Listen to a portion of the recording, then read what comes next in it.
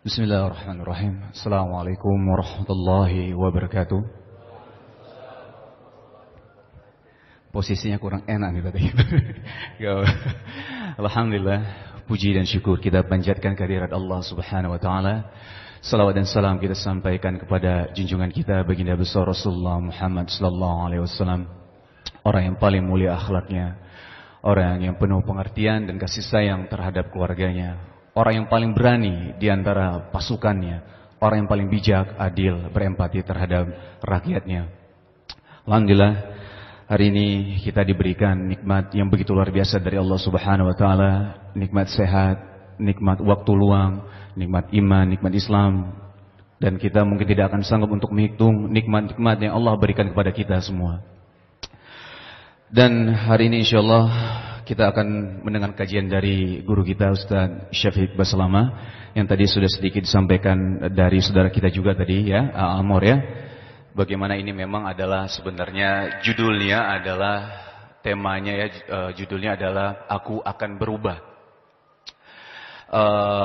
Sebenarnya ini juga adalah bedah buku ya tadi ya, bedah buku dari karya Ustaz Syafiq Baslama yang dimana sebelumnya memang beliau sudah adalah buku ini adalah hasil dari kajian beliau, di Jakarta juga, kalau tidak salah di masjid ini juga gitu. Nah, alhamdulillah sekarang sudah dibukukan. Kalau saya boleh sedikit cerita tentang, boleh tak? Tentang andai aku tak menikah dengannya, ini begitu dalam sekali sebenarnya. Kenapa saya bilang begitu dalam? Ini sebenarnya ada hubungannya dengan judul kita kali ini, Aku Akan Berubah. Kadang-kadang kita pertanyaan adalah apa sebenarnya? Maksudnya aku akan berubah ini apa? Ini nanti akan ada hubungannya dengan di buku ini juga. Dan kita akan bedah buku ini. Saya juga awalnya pertama kali mendengar, awalnya bukan baca buku. Tapi awalnya adalah ketika saya mendengar kajian beliau di YouTube ya. Saya mendengarnya di YouTube dan alhamdulillah dari situ akhirnya saya terbuka nih pikirannya. Sebagai seorang suami, memang ternyata seorang suami itu memang kita adalah seorang pemimpin, tapi ternyata di balik itu kita layak nggak sih? Kita dipanggil sebagai seorang pemimpin. Ternyata di lain itu juga untuk menjadi seorang pemimpin itu tidak gampang, tidak mudah gitu. Kita harus bisa mengayomi, harus bisa melindungi istri kita dan macam-macam sekali. Nanti insya Allah hari ini kita akan bahas dengan Ustadz Syafiq Baslama. Tanpa panjang lagi, tambah ini basa-basi lagi nih Ustadz ya. Langsung saja kita serahkan kepada guru kita Ustadz Syafiq Baslama. Silakan Ustadz. Assalamualaikum warahmatullahi wabarakatuh. Alhamdulillah alladzi hadana lihada wa ma kunna linahtadiya laula an hadana Allah. Segala puji bagi Allah Jalla Jalaluh yang memberikan hidayahnya kepada kita sehingga kita berada di atas kebenaran. Kalau bukan karena Allah, nggak mungkin kita meraih hidayah tersebut. Itu adalah ucapan penghuni surga. Tatkala mereka memasuki surga Allah Subhanahu wa taala.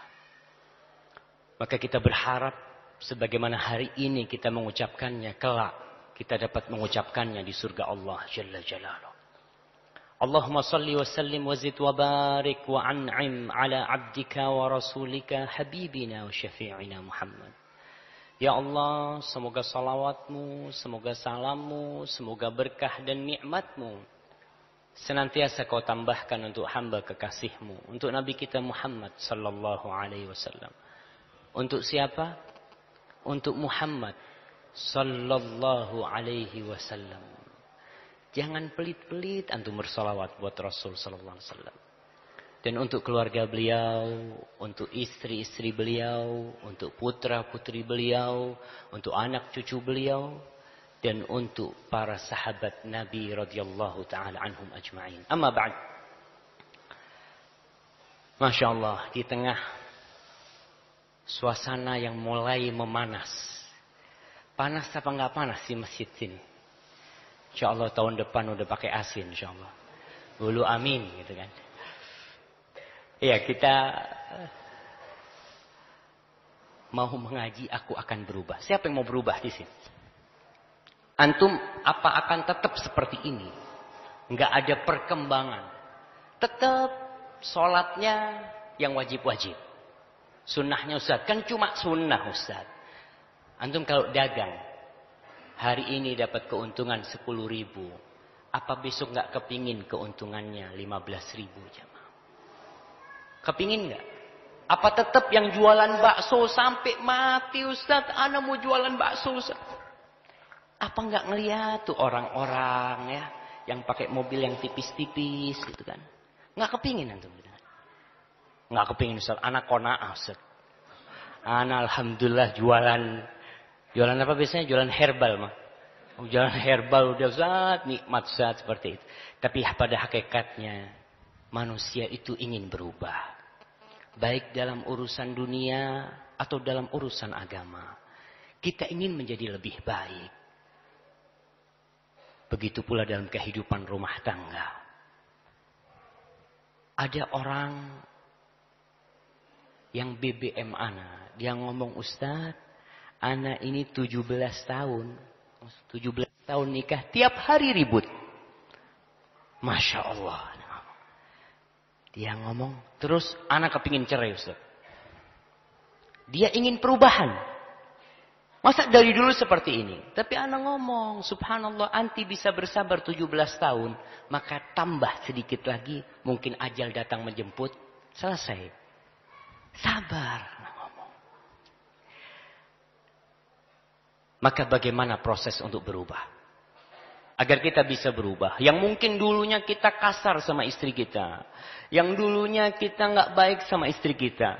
Sehingga terkadang istri kita itu berkata, ya Allah mas, andai kata aku nggak kawin sama kau mas. Tapi udah takdir, nggak boleh bilang andai-andai mas. Ya qadarullah masya'afa'al, anda dapat suami kayak ente. Gitu kan. Terkadang orang seperti itu. Apa kita nggak mau berubah dapat seperti itu? Ada orang-orang yang mungkin mengatakan, sudah, anak seperti ini. Anak seperti ini. Anak ini pemalas, anak ini pemarah, anak ini ngambekan. Kalau semua karakter buruk ada di diri kita, kemudian kita nggak mau berubah. Apa kita juga mau pada akhir perjalanan kita masuk ke neraka? Na'udzubillahi min dzalik. Pada hakikatnya, langkah-langkah kita di dunia ini mengantarkan kita ke satu dari dua tempat Allah. Mengantarkan ke neraka atau mengantarkan ke surga Allah Subhanahu wa taala. Di mana kalau kita mau berubah? Yang pertama, ilmu. Orang itu bisa berubah karena dia punya ilmu. Dia belajar. Alhamdulillah Ustaz, sejak ana ngaji, ana mulai tidak mencuri umpamanya. Sejak ana ngaji, ana ya, mulai baikan sama istri kita. Kita tanya nih sama Tengku Wisnu. Dulu antum, kalau orang bertanya, kok bisa berubah gitu kan? Antum kok ngelihat wajah beliau setahun yang lalu mungkin ya, atau 2 tahun yang lalu, nggak kayak gini nih. Betul nggak? Coba antum pandang-pandang tuh wajahnya tuh. Coba kita tanya, apakah ilmu ada peran dalam perubahan beliau? Atau perubahan itu ya datang begitu saja, tanpa ada ilmu yang masuk, tanpa ada ilmu yang didengar. Gimana Tengku? Baik Ustaz. Jadi memang ketika pertama kali saya mulai belajar ngaji Ustaz ya alhamdulillah setelah belajar terus memang harus kita datangi ilmu itu kan, bukan mendatangi kan. Jadi memang saya cari terus ilmu. Dan alhamdulillah ketika apalagi menyentuh yang namanya ilmu dalam rumah tangga. Tapi Masya Allah benar, saya tidak bohong ya. Jadi memang anak pertama kali jadi dengar kajian antum kan. Dengar kajian Ustadz Syafiq di YouTube ya. Andai aku tak menikah dengannya. Andai aku tidak atau tak ya Ustadz. Kalau tidak salah andai aku tak menikah dengannya kalau di kajiannya. Nah, jadi ana dengar di situ. Ana melihat bagaimana suri tauladan kita Rasulullah SAW begitu luar biasa sekali Ustadz. Bagaimana beliau banyak sekali masalah yang menimpa beliau. Bagaimana beliau adalah seorang pemimpin, tapi ketika balik ke rumah, bagaimana beliau begitu baik, begitu luar biasa, begitu romantis sama istrinya. Ana langsung bandingkan sama diri ana, Ustaz. Langsung bandingkan sama diri ana. Ana ini bukan siapa-siapa. Tapi kalau pulang ke rumah, udah ngantuk langsung tidur gitu. Istri lagi ngomong, kadang-kadang ana cuekin. Nah ini kadang-kadang yang bikin, kok bisa? Maksudnya bukan kok bisa, tapi ya kita mencontoh Rasulullah, tapi sampai segitunya ana saking cueknya gitu. Nah dari situ ana sedikit demi sedikit, baik dari hal apapun, baik dari dalam rumah tangga atau hal apapun, ana mencoba cari tahu. Ketika berubah mungkin mungkin kalau orang melihat ana dilihat perubahannya dari fisik gitu ya. Selain perut makin membuncit karena nikah ya, salah satunya adalah janggut, terus tidak isbal lagi, insyaallah gitu. Ini perubahan-perubahan fisik. Tapi dari mana? Nggak mungkin kan anak tiba-tiba ngikut orang gitu. Ngikut ini ngikut itu. Semua balik lagi karena ilmu tadi. Karena anak belajar terus, anak dapat guru yang begitu luar biasa sekali. Salah satunya antum juga, Ustaz. Jadi dari belajar dan dari guru juga, anak akhirnya tahu, oh ternyata ini adalah kalau masalah janggut ya, kita harus memelihara, kita biarkan. Kalau tidak isbal itu adalah salah satu hal yang memang kita harus lakukan, dalam arti tidak boleh kalau tidak isbal gitu. Kalau misalnya isbal itu berdosa kitanya gitu. Anak sampai belajar sampai segitunya, Ustaz gitu. Itu karena belajar dan mencari ilmu, Ustaz. Subhanallah, subhanallah. Ilmu jamaah. Ilmu adalah perintah Allah kita agar berilmu. Tapi yang jadi masalah, ada orang berilmu nggak berubah. Udah ngaji, ada yang ngaji, Ustaz. Anak ngaji udah 10 tahun, Ustaz. Tapi tetap aja kayak gini anak gitu kan. Ini bermasalah berarti dia. Mungkin di niatnya. Maka langkah kedua, niatkan untuk berubah. Kita udah punya ilmu, maka tekadkan gitu. Terkadang kita ini nggak mau berubah karena ada gambaran menuju ke perubahan itu susah. Ada dinding yang membuat kita tidak bisa berubah. Maka untuk menghancurkan dinding itu, kita butuh azimah. Kita butuh tekad. Karena kita akan menghadapi banyak masalah ketika berubah. Bagaimana Rasul Shallallahu Alaihi Wasallam tatkala berubah dari yang awalnya orang biasa, hidup bersama kaum musyrikin. Ketika beliau berubah menjadi seorang nabi dan mengajak mereka kepada kebenaran, yang namanya permusuhan, yang namanya lemparan batu, yang namanya hinaan, yang namanya pengkucilan dari saudara-saudaranya, itu terjadi. Tapi orang yang memiliki azimah yang kuat, dia akan melalui semua proses itu dengan bertawakal kepada Allah Subhanahu wa taala. Maka itu langkah kedua, kita harus berazimah. Setelah kita punya ilmu, kita berubah. Kemudian yang ketiga, teman. Kita kalau mau berubah nih, ya temannya harus berubah juga. Seorang peminum yang ingin tidak minum,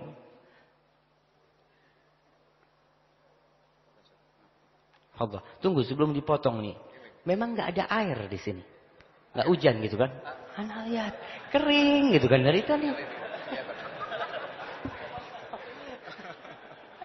Nah, iya.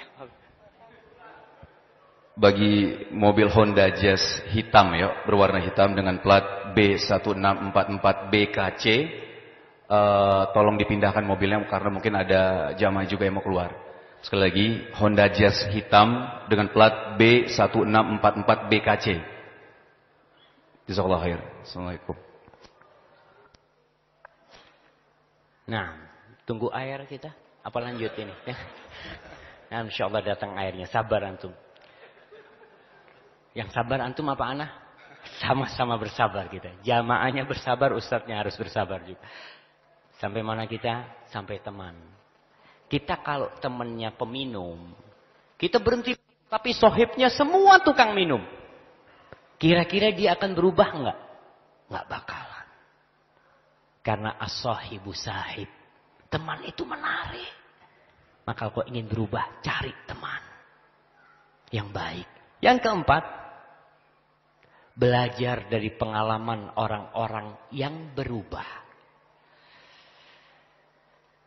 Allah Subhanahu wa taala menceritakan kisah-kisah umat sebelum Nabi Muhammad SAW. Bagaimana kondisi mereka? Yang dulunya hidup senang, kemudian Allah hancurkan mereka. Perubahan yang terjadi. Kita ambil pelajaran. Ada orang-orang yang Seperti kaumnya Nabi Yunus alaihi salam. Yang dahulunya durhaka kepada Allah subhanahu wa ta'ala. Lalu bagaimana ketika mereka berubah. Dan kita lihat orang-orang yang tidak mau berubah. Akhir dari kehidupannya adalah seperti Qarun. Seperti Fir'aun. Datang kepada mereka hidayah Allah. Agar mereka mau berubah. Tapi nggak mau. Maka yang terjadi, Allah menghancurkan mereka. Sekali lagi kita belajar. Umpamanya ini, saudara kita Tengku Wisnu, dia berubah. Coba bertanya, kenapa? Anak tadi malam ketemu saudara jauh. Dia cerita, Ustaz, yang menyebabkan perubahan di keponakan-keponakan dia adalah ketika pamannya berubah. Pamannya dulu ini nggak benar.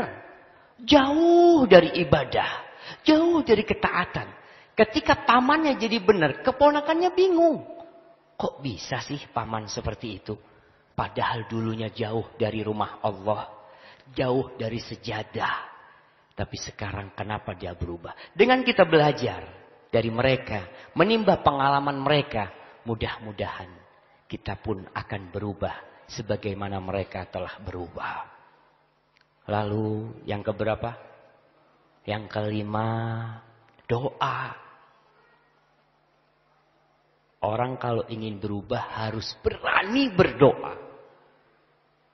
Anak ingat dengan seorang teman di Pekanbaru. Dia ingin berhenti merokok. Ada yang mau berhenti merokok di sini? Ustaz, aman Ustaz. Yang rokok sedikit Ustaz. Insya Allah nggak ada yang ngerokok di sini. Orang ketika mau berhenti merokok, tanyakan kepada dia. Dia kan selalu ngomong, anak insya Allah mau berhenti merokok. Tanyakan sama dia, Mas, sampean pernah doa nggak minta sama Allah supaya berhenti merokok? Kadang-kala mau berdoa takut dia. Mau minta, ya Allah bantulah aku meninggalkan rokok. Perokok-perokok sebagian hanya ngomong mau berubah. Tapi di perubahan itu tidak dibarengi dengan doa. Mohon sama Allah subhanahu wa ta'ala. Begitu pula suami. Suami terkadang dia tahu akhlak buruknya kepada istrinya. Atau istri memiliki akhlak yang buruk kepada suaminya. Paling tidak kalau dia merasa berat merubah dirinya. Dia memohon kepada Allah subhanahu wa ta'ala. Nabi. Kalau kita bicara Nabi jamaah. Kita bicara manusia terindah yang pernah ada di muka bumi ini. Nabi kebaikannya bukan hanya di luar. Antum ketemu ana di mana? Di sini nih. Oh, ustadznya baik, Masya Allah. Coba kalau kepingin tahu ana, tanya di rumah. Tanya, Ustadz Syafiq tuh gimana tuh? Bakal bocor tuh di sana tuh. Kalau rumah bilang baik, insya Allah baik. Tapi kalau rumah bilang buruk, insya Allah nggak baik. Maka kalau kepingin minta tazkiyah katanya. Apa tazkiyah itu? Rekomendasi ya. Seharusnya mintanya sama istri. Minta nih tanda tangan sama istri. Anak ini baik nggak ya? Coba. Bukan ke polisi. Kita mintanya kemana? Ke polisi. Apa? Surat berkelakuan baik itu. Polisi mana tahu sama kita? Dia nggak tahu. Cuma dia mengatakan nggak ada catatan kriminal. Oke, banyak catatan yang tidak kriminal. Yang tidak dicatat mungkin. Maka mudah-mudahan ke depan nanti polisi sebelum memberikan surat kelakuan baik itu. Minta tanda tangan istri dulu. Jadi kan minta bener. Enggak dia baik nih. Pantas enggak dikasih surat kelakuan baik? Kita kok sampai sana? Ana jadi bingung juga. Kita apa? Tadi doa ya? Masya Allah, Masya Allah. Ya, jadi kalau mau baik, mau berubah kita nih, kita mohon sama Allah bagaimana kita bisa berbuat baik kepada istri kita. Rasul Sallallahu Alaihi Wasallam. Itu yang membuat kita ke sana tadi. Rasul yang sudah akhlaknya paling mulia.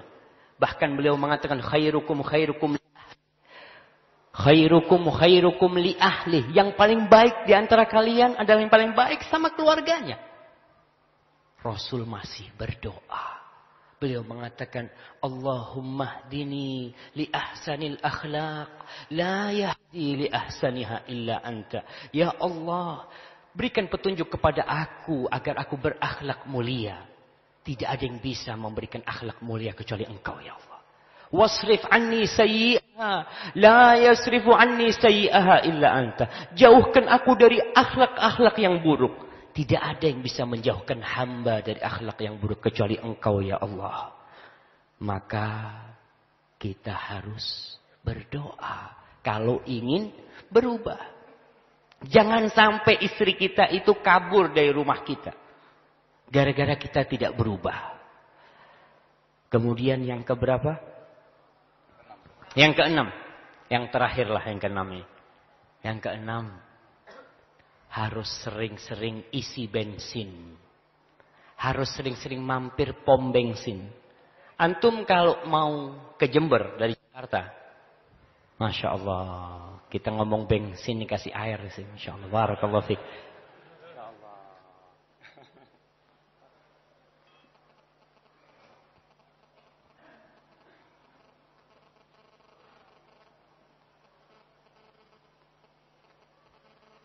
Jadi nuangin sendiri Ustaz ini. Masya Allah.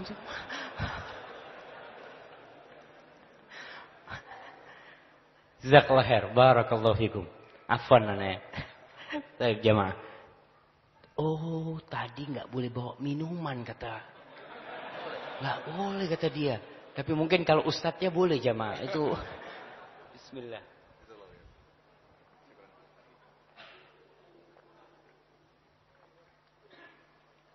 Alhamdulillah. Terakhir nih. Sering-sering mampir ke pom bensin. Ngecas. Antum kalau mau ke Jember. Jalan 1000 kilo. Kira-kira berapa kali antum harus berhenti ke pom bensin? Mungkin 3-4 kali. Bagaimana kalau antum mau menuju ke pintu surga Allah subhanahu wa ta'ala?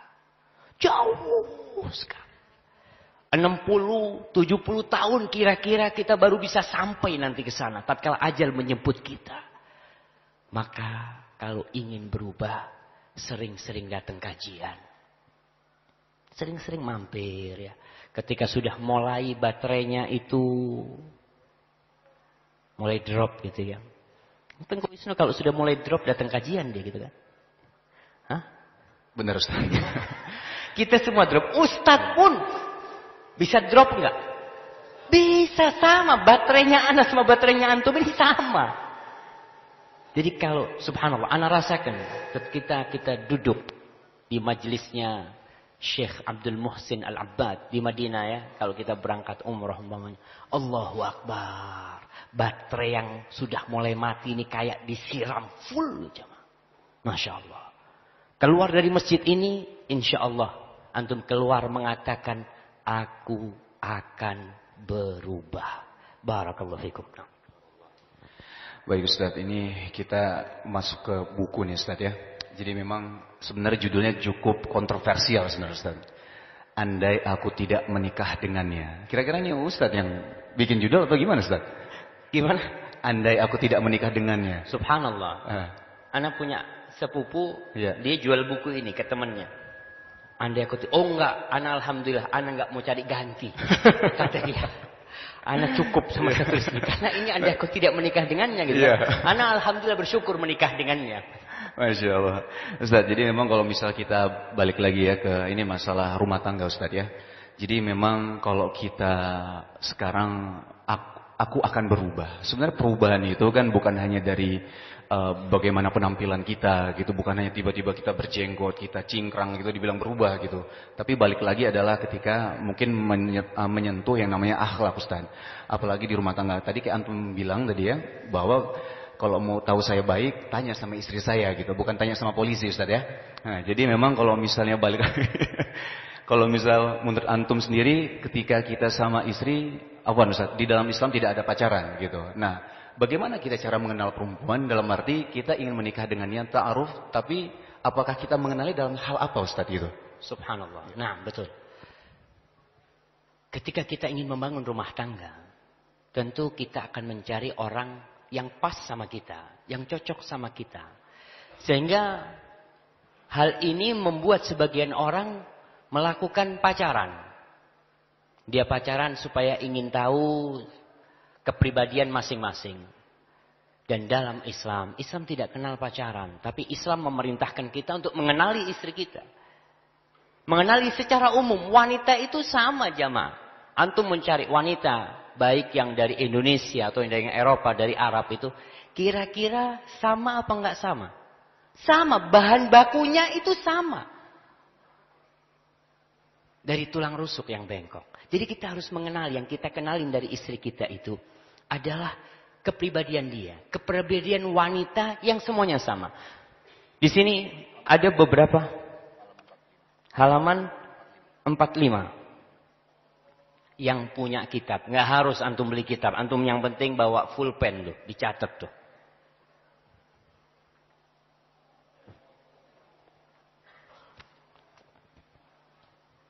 Iya nih.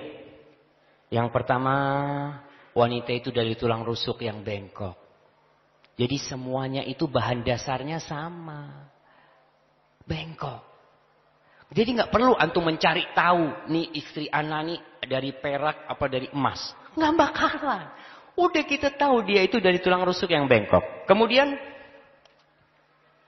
dia itu bukan dari baja. Ingat, ana masih sampai sekarang kalau baca tentang peran seorang wanita. Bagaimana antumlah yang belum menjadi seorang suami. Antum kenali ibu antum. Ibu kita tuh, wanita manapun. Mereka memiliki tugas jauh, tugasnya lebih besar dari tugas seorang lelaki sebenarnya. Jam kerja kita berapa? 24 jam? Nggak ada. 9 jam sama lembur tuh udah. Tambah lembur kan? Istri kita itu kerjanya 24 jam jamaah. Dari pagi sampai pagi lagi. Antum bisa bayangkan ketika tengah malam anak kita nangis. Apa kita bangun? Kita bangun sebentar, pindah posisi. Tuh bangun anaknya. Subhanallah. Paling senang pakai apa? Bangunin pakai kaki. La ilaha illallah. La ilaha illallah. Tuh yang ngomong itu ngomong dari pengalaman jemaah. Enggak apa-apa jemaah. Enggak apa-apa. Nah, jadi kita ketahuilah. Antum kenali istri antum, tugas dia. Ada yang rame-rame di belakang sana. Antum kenali bahwasanya dia itu dari tulang rusukan. Dia tidak diciptakan dari tulang tangan sehingga bisa digunakan seenak antum. Dia tidak diciptakan dari tulang kaki. Sehingga dia bisa diinjek-injek sama antum. Tapi dia diciptakan dari tulang rusuk. Yang ditutupin dengan lengan kita. Yang kau harus melindungi dia. Subhanallah.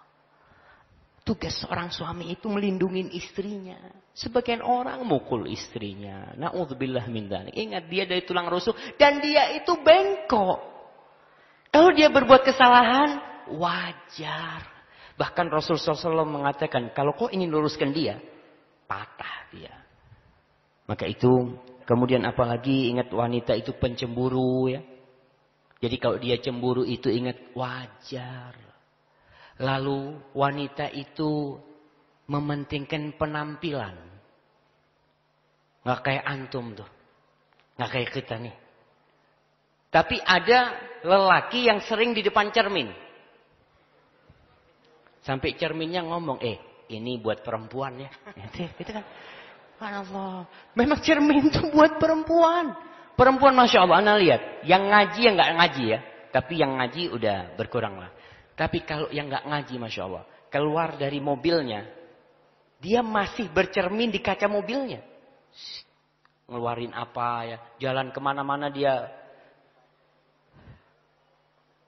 Siap. Kita banyak iklan di sini.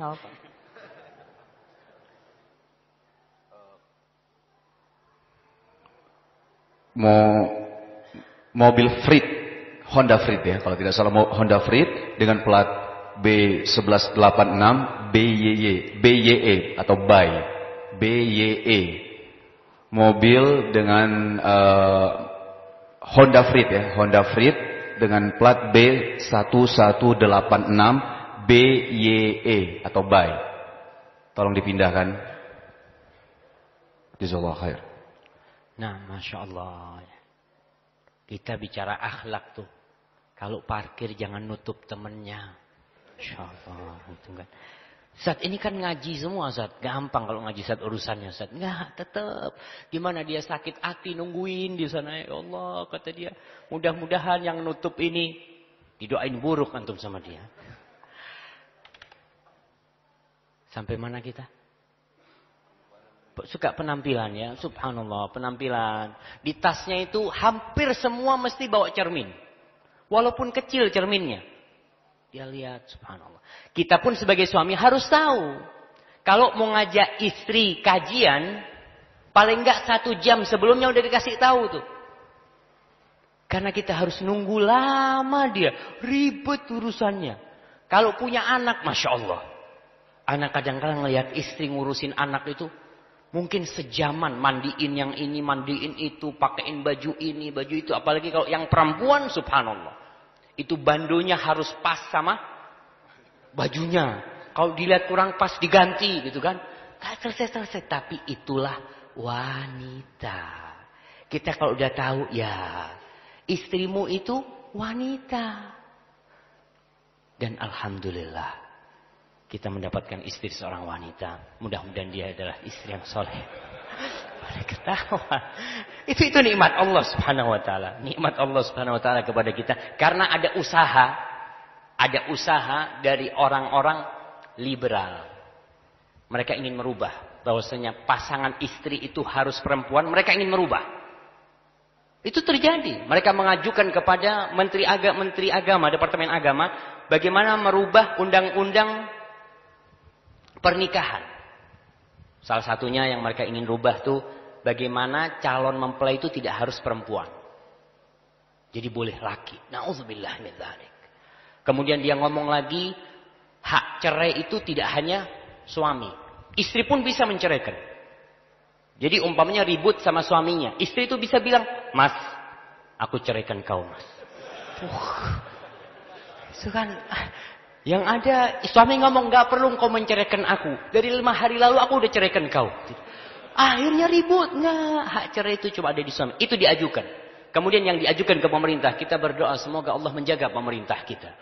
Allah kalau nggak dijaga pemerintah kita dari tangan-tangan seperti itu, kita nggak tahu gimana masa depan kita. Dia mengatakan juga bagaimana yang iddah itu bukan hanya perempuan.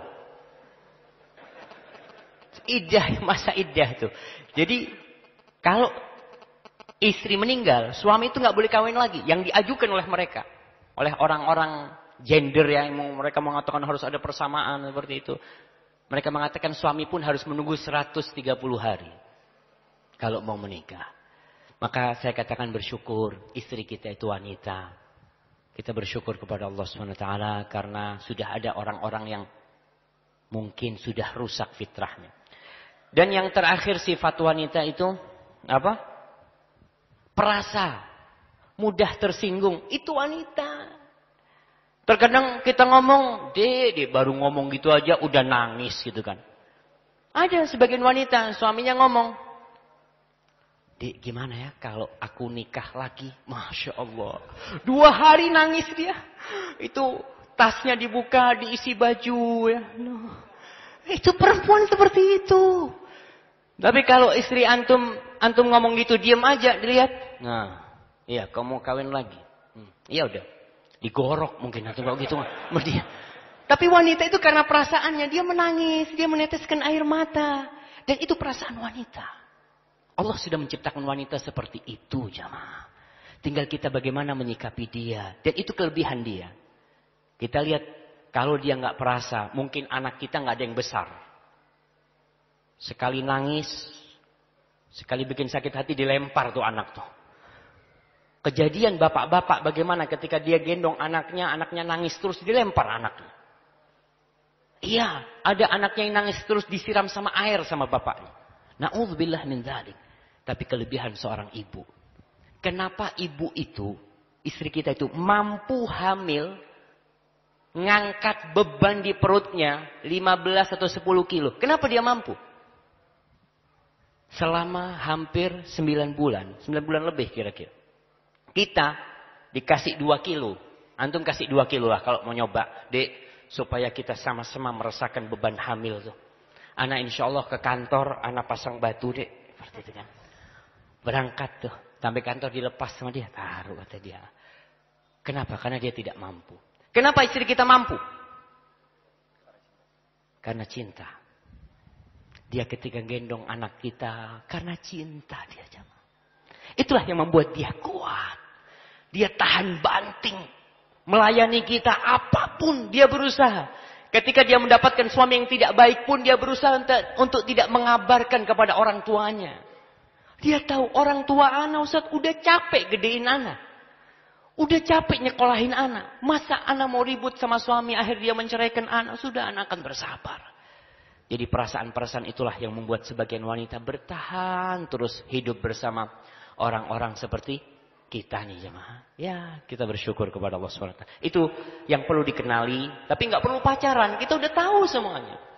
Tinggal kalau mau lebih dalam lagi, ya bagaimana kita kirim orang ke sana. Kalau memang kita mau nazar, ya kita nazar ke sana. Tapi jalannya harus sesuai dengan yang diridhoi Allah SWT. Baik Ustaz. Kalau misal kita mengenal, memang kita kalau ketika kita ingin menikah, kita harus tahu ilmunya Ustaz. Juga ilmu rumah tangganya. Kita harus mengenal perempuan, kita harus mengenal wanita, calon istri kita gitu. Nah, mungkin termasuk anak juga Ustaz. Sebenarnya apa sih hak-hak seorang istri itu apa aja Ustaz? Yang harus kita penuhi Ustaz? Nah, bicara tentang hak istri kita. Yang mau kawin, yang mau nikah harus tahu. Yang sudah nikah pun dia harus melihat kembali. Mengkoreksi kembali. Apakah sudah saya berikan hak-hak istri saya? Udah belum? Terkadang kita, apa sih Ustaz haknya istri itu? Para sahabat tanya kepada Rasulullah SAW. Dan Allah menjelaskan bahwa lelaki itu adalah qawwamuna 'alan nisa. Ar-rijalu qawwamuna 'alan nisa bima faddalallahu ba'dahum 'ala ba'din wa bima anfaqu min amwalihim. Lelaki-lelaki adalah pemimpin di rumah tuh atas istri-istri mereka. Pemimpin itu seperti apa? Apakah pemimpin itu yang sekedar nyuruh, sini, bersihkan nih rumah. Apakah seperti itu pemimpin? Pemimpin itu memang punya hak, tapi dia punya kewajiban. Seorang pemimpin harus memiliki 3 kriteria. Yang pertama, al-qiwamah atau ar-ri'ayah. Dia harus memperhatikan yang dia pimpin. Istri kita butuh perhatian kita. Yang kedua, dia butuh apa? Dia butuh perlindungan. Kita harus melindungi istri kita. Itu hak dia. Dan yang ketiga. Kedua apa yang ketiga? Ketiga, Masya Allah. Ada suara rame-rame. Suaranya siapa itu? Suaranya ibu-ibu. Itu wanita seperti itu. Ya. Jadi itu wajar. Jangan rasa aneh gitu. Kita harus memperbaiki. Itu yang ketiga. Perhatian, perlindungan, dan perbaikan. Dia butuh untuk diperbaiki. Kita terus memperbaiki dia. Itu sebagai seorang pemimpin. Dan perhatian kita harus ngasih makan dia. Ya. Kita harus menyelamatkan dia. Melindungi dari apa? Melindungi dari hujan. Melindungi dari lapar. Melindungi dari perampok, dari penyamun. Dan melindungi yang terbesar adalah melindungi dia dari api neraka. Jamaah. Gimana nih istriku nih gak sampai masuk neraka ya Allah. Dijaga tuh istrinya. Sambil diperbaiki. Wabima anfaqu. Lelaki itu jadi pemimpin karena dia memberikan nafkah. Maka kewajiban memberi nafkah itu bukan kewajiban istri. Jadi istri kita itu gak wajib kerja bapak-bapak. Yang wajib kerja siapa? Suami. Ada suami-suami yang Masya Allah. Dapat istri kaya raya. Insya Allah. Ada yang dapat istri kaya di sini. Alhamdulillah Ustaz. Anak gak perlu kerja lagi Ustaz. Insya Allah. Tetap kewajiban suami itu bekerja memberi nafkah kepada istrinya. Istri itu gak punya kewajiban sama sekali. 0% kewajiban dia. Karena kewajiban yang memberi nafkah adalah kewajiban suaminya memberikan nafkah kepada dia. Kalau istri mau membantu, alhamdulillah. Itu adalah keinginan dia. Jadi suami memiliki kewajiban bagaimana dia memberikan nafkah kepada istrinya. Rasul pernah ditanya, sallallahu alaihi wasallam, apa hak istri? Kata beliau sallallahu alaihi wasallam, antut imaha idza ta'imta. Kau kasih makan kalau kau makan. Maksudnya jamaah, sebagian orang itu nggak kaya. Umpamanya penghasilannya 50.000. Istrinya ngomong, bang, aku bang kok kepingin ya sarapan sarang burung bang, kata dia. Gajinya 50.000, sarapannya mau sarang burung. Ya nggak seperti itu. Apa yang dia makan, dia mampu. Ana cuma mampu, umpamanya, minta maaf istriku, ana cuma mampu beli jengki, gitu dia. Masya Allah. Jengkol gitu kan. Dia itu kemampuan dia gitu kan. Ya bismillah, diterima gitu kan. Itu kemampuan dia. Apa yang dia miliki dia berikan kepada istrinya. Jangan pelit-pelit. Suami Masya Allah, gajinya tiap bulan 250 juta. Ada nggak jamaah? Antum ketawa-ketawa. Ada jamaah. Anda pernah ketemu dengan seseorang gajinya 250 juta per bulan. Masa ngasih istrinya 1 juta? Masa ngasih istrinya 5 juta? Paling enggak berapa persen? Berapa persen? Dari 250 juta. Kira-kira kita ngomong nih. Berapa persen? Minum, fadhal. Nah, ini.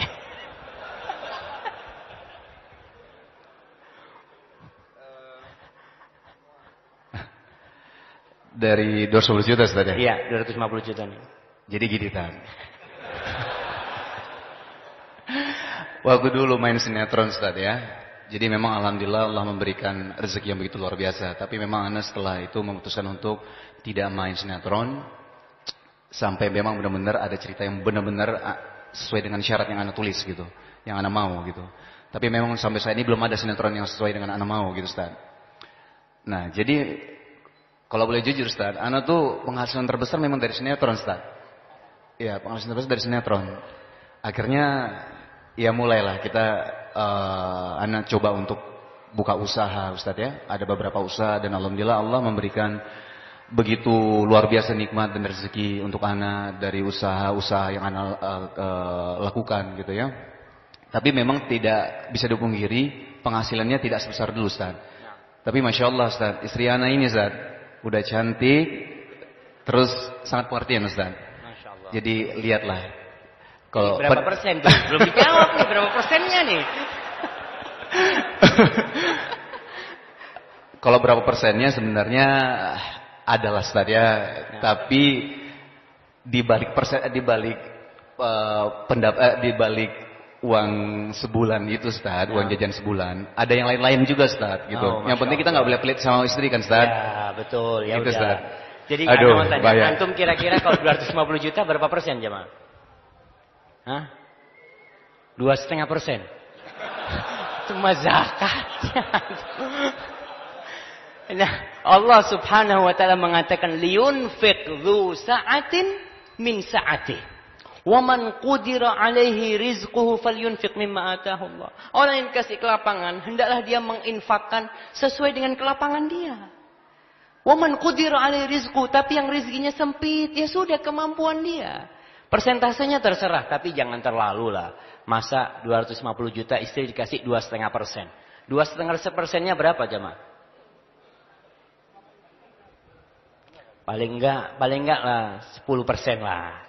Cukup kan? 25 juta itu? Ya, insya Allah cukup jemaah.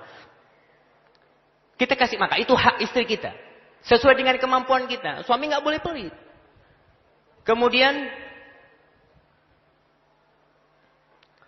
yang kedua, wa antaksuha idak tasaid. Kalau kau beli baju, belikan dia baju. Dulu jamaah, baju itu susah. Sebagian sahabat cuma punya satu baju. Tapi kita sekarang lihat, sebagian istri itu Masya Allah. Dibelikan baju sama suaminya, wah, sampai dia ngomong, Mas, kayaknya harus tambah lemari ini mas, itu kan.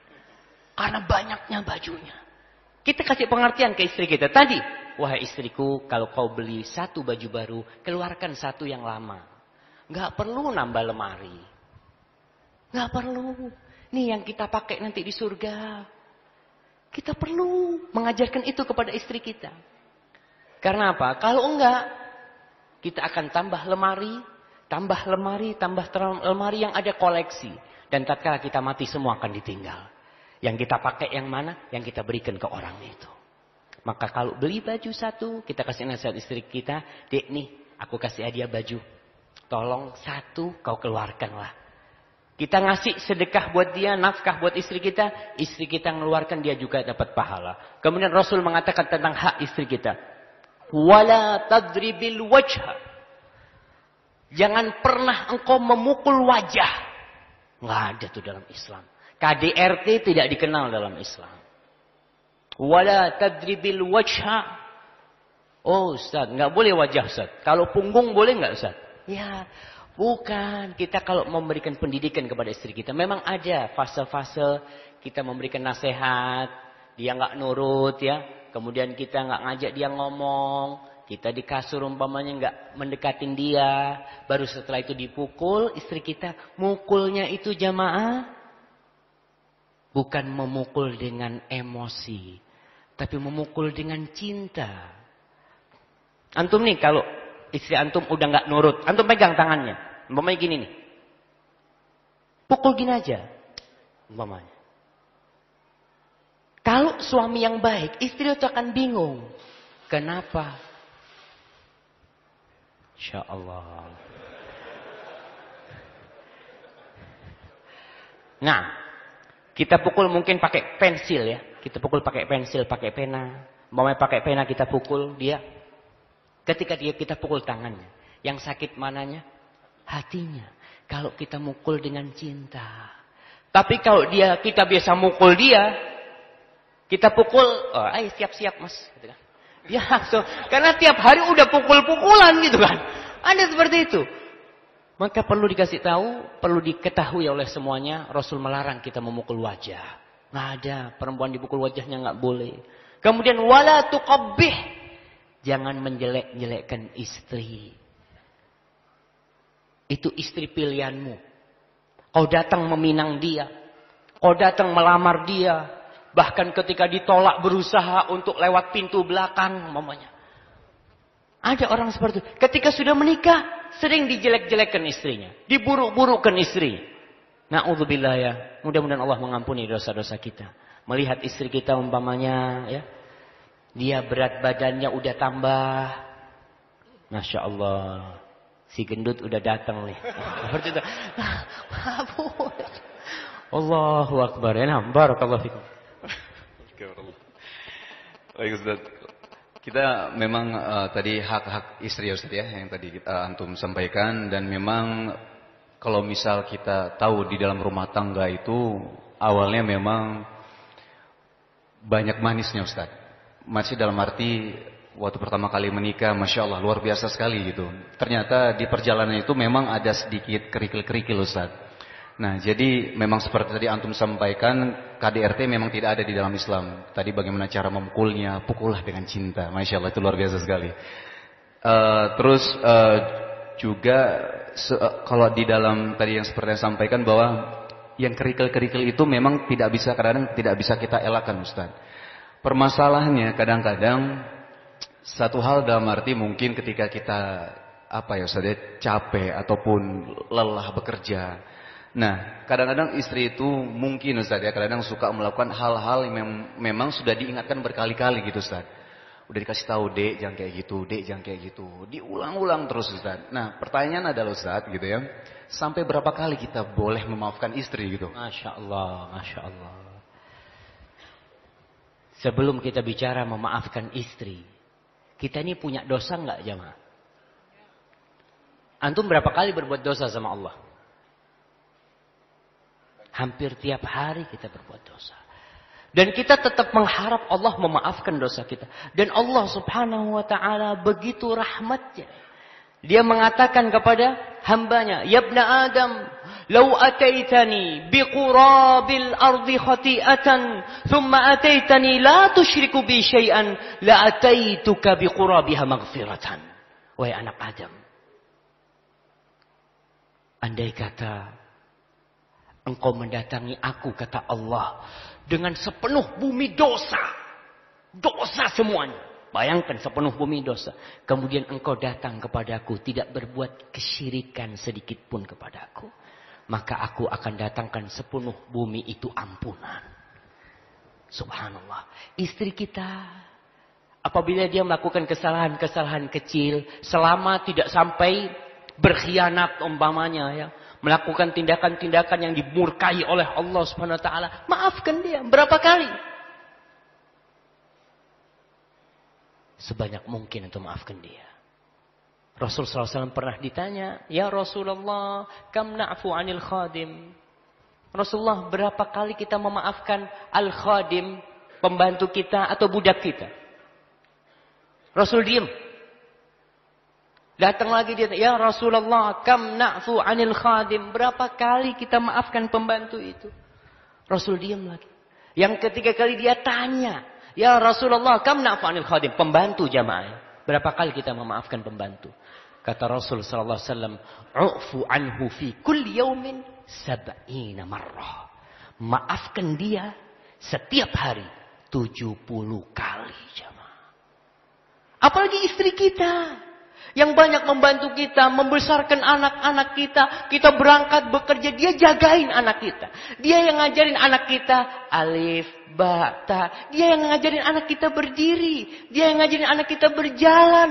Dia yang ngajarin anak kita berbicara. Subhanallah. Kenapa kebaikan-kebaikan itu kau lupakan? U'fu anhu. Maafkan dia 70 kali. Apalagi dengan istri kita. Maka Allah mengatakan, "Ya ayyuhalladzina amanu," wahai orang-orang yang beriman, "inna min azwajikum wa auladikum aduwwan lakum fahdharuhum." Sesungguhnya kata Allah, wahai orang-orang yang beriman, ada sebagian istri kalian, sebagian anak-anak kalian yang musuh buat kalian. Fahdharuhum. Hati-hati kata Allah. Tapi Allah mengatakan, "Wa in ta'fu wa tasfahu wa taghfiru fa innallaha ghafurun." Tapi kalau kau memaafkan, engkau enggak memberikan sanksi, dan kau melupakan kesalahannya, sesungguhnya Allah itu Maha Pengampun. Allah mengingatkan, kau itu banyak dosanya. Jangan sok suci kau itu. Maka kalau kau ingin diampuni oleh Allah, maafkan istrimu. Jadi seperti itu.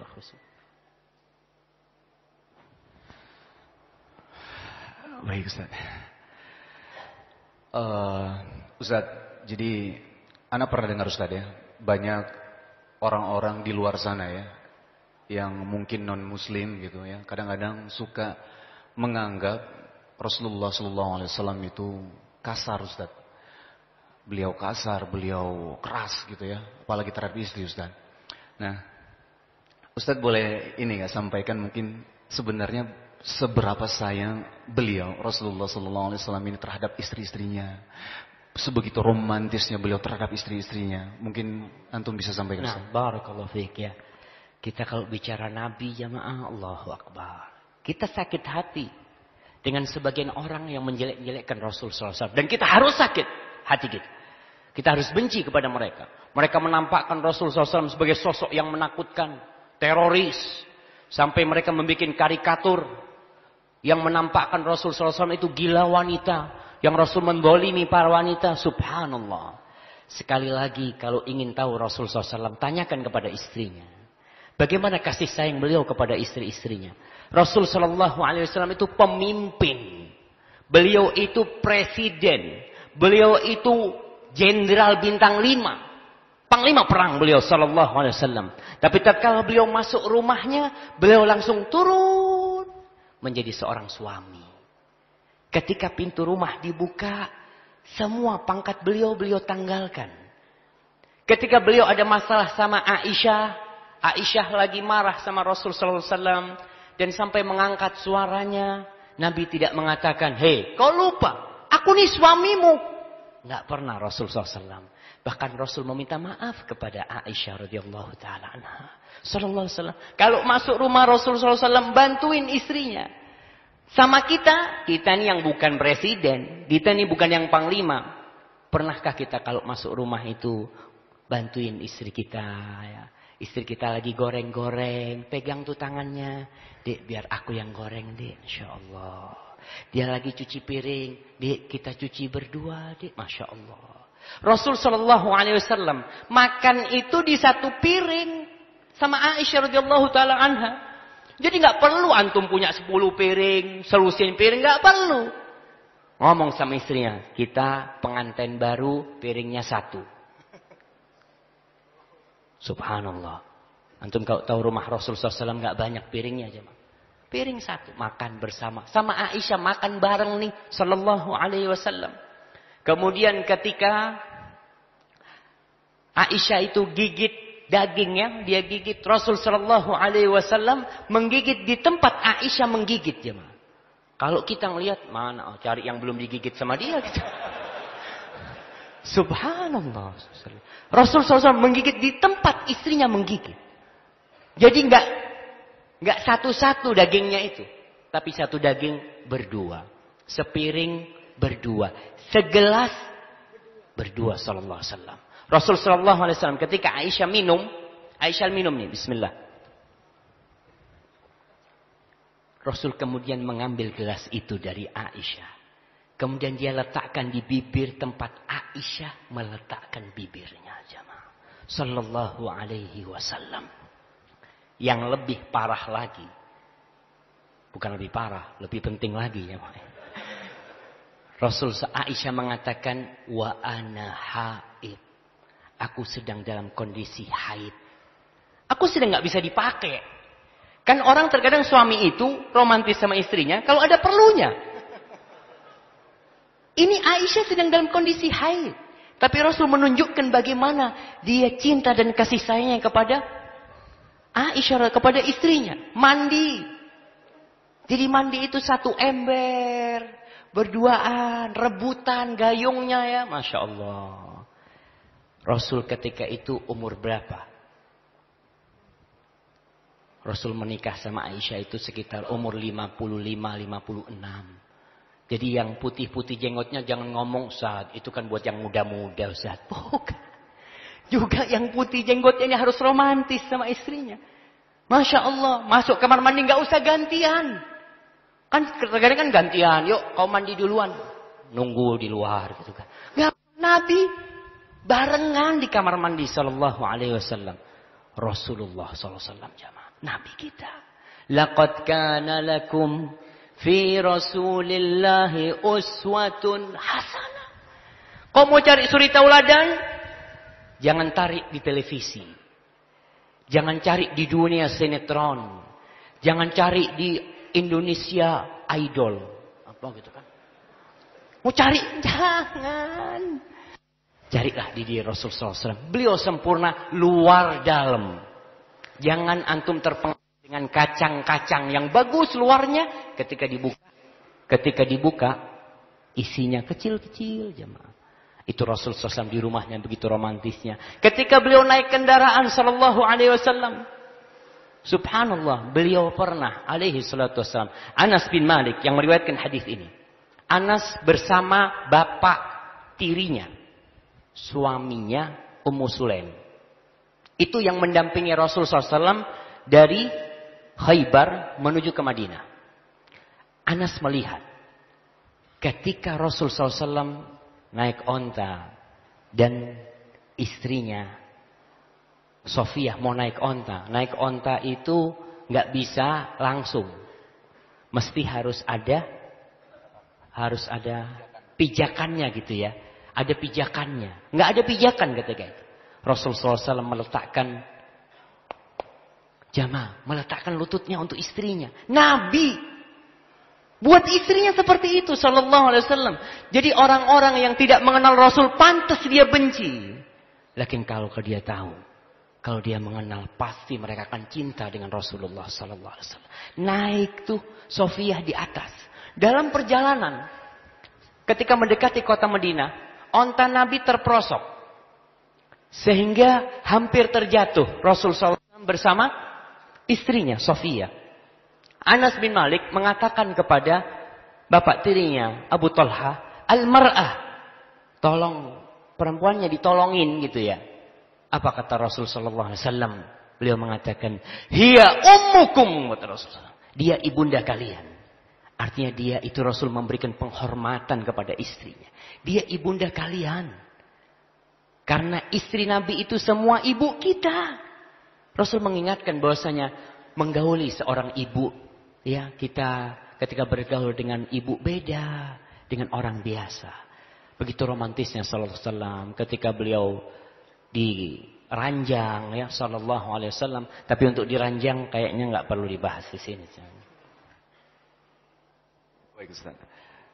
Ustaz, Ana pernah dengar juga ya yang kisah kalau tidak salah Aisyah, Ustaz ya. Aisyah radhiyallahu anha ketika cemburu ketika ada makanan dari istri yang lain itu sampai di teplak ya. Tangannya itu teplak sampai piringnya pecah, Ustaz. Itu si Kemar Rasulullah SAW itu begitu luar biasa, Ustaz ya. Bagaimana beliau sangat penyabar. Ana langsung membandingkan sama diri Ana, mungkin kalau ngebayangin itu pala di depan tamu gitu ya. Ana ngebayangin, Ana pasti langsung suruh istri untuk masuk ke dalam. Tunggu nanti abang omelin di dalam gitu ya. Tapi yang beliau lakukan begitu luar biasa, Ustaz ya. Yang bagaimana beliau itu sampai memungut makanannya dan akhirnya memberikan kepada kepada para tamu. Ibumu lagi cemburu gitu, Ustaz. Dan piringnya juga jadi sangat memperhatikan yang namanya kedua istrinya, baik Aisyah dan istri yang mengirimkan makanan gitu. Piringnya diganti lain, Ustaz ya. Piringnya diganti lain akhirnya ya dianggap tidak terjadi apapun gitu.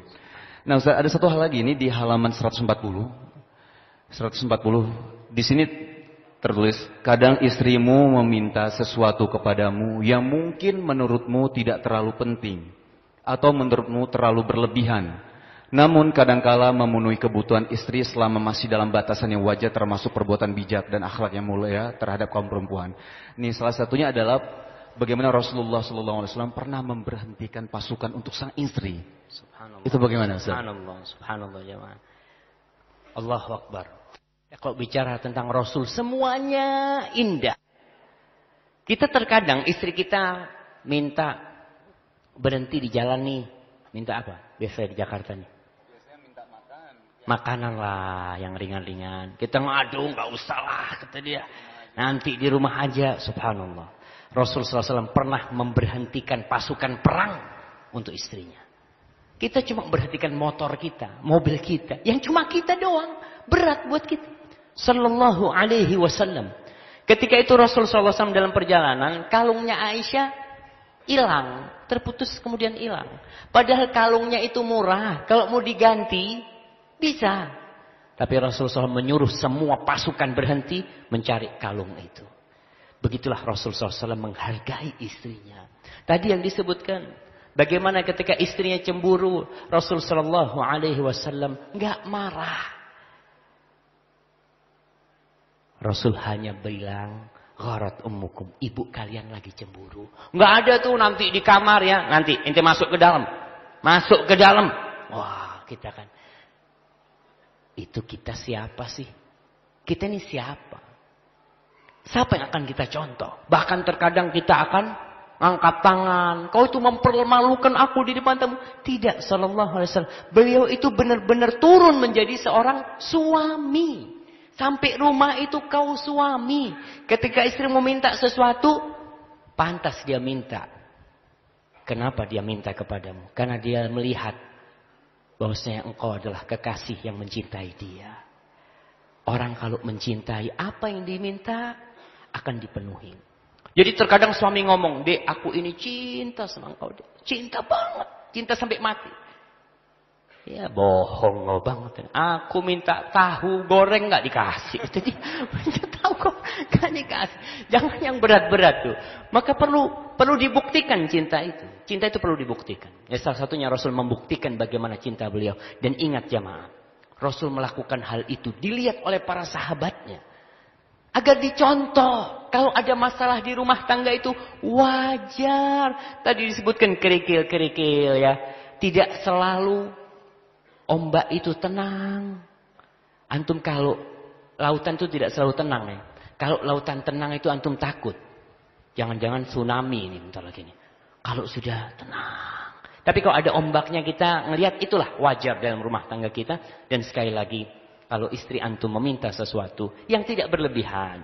Umpamanya dia, bang, anak kepingin gelang bang 2 kilo gitu kan. Gelang. Minta gelang emas 2 kilo kata dia, nggak apa-apa, tinggal ke bengkel las. Dilasin itu 2 kilo. Jadi kalau nggak berlebihan kita kasih. Tapi kalau sudah berlebihan minta maaf kita sama dia. Kita katakan sama dia, "Dek, abang nggak mampu, Dek. Tapi kalau kau minta cincin mungkin abang bisa belikan ya." Mungkin seperti itu. Wallahu a'lam bishawab.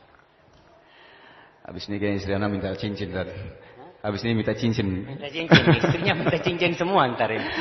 Minta baju, minta cincin, sama naik duit belanja kayak Ustaz. Ustaz, ada satu lagi ya yang tentang sebelum kita masuk ke pertanyaan.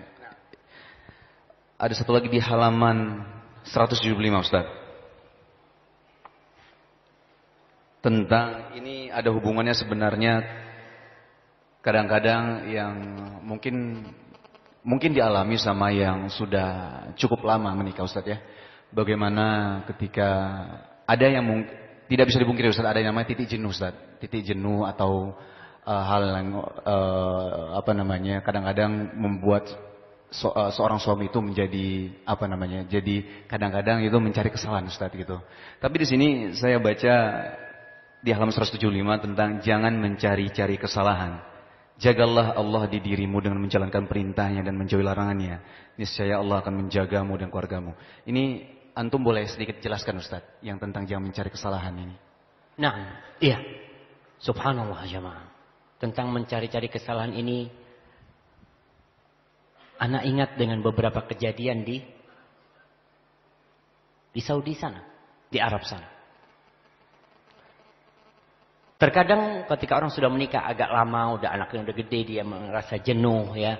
Kemudian dia itu mencari-cari kesalahan istrinya sekedar untuk mencela istrinya. Atau dia itu telah berbuat dosa di luar rumah. Kejadian itu seorang ini telah berzina di luar rumahnya. Ketika dia masuk rumahnya, dia dalam kondisi takut. Jangan-jangan istriku nanti berzina. Jangan-jangan istriku berhubungan dengan laki lain. Jangan-jangan ada main sama fulan. Jangan. Kalau engkau ingin menjaga istrimu, jagalah dirimu. Ihfadillah yahfadka. Jagalah Allah, pasti Allah jaga engkau. Kalau Allah jaga, keluarga kita akan dijaga.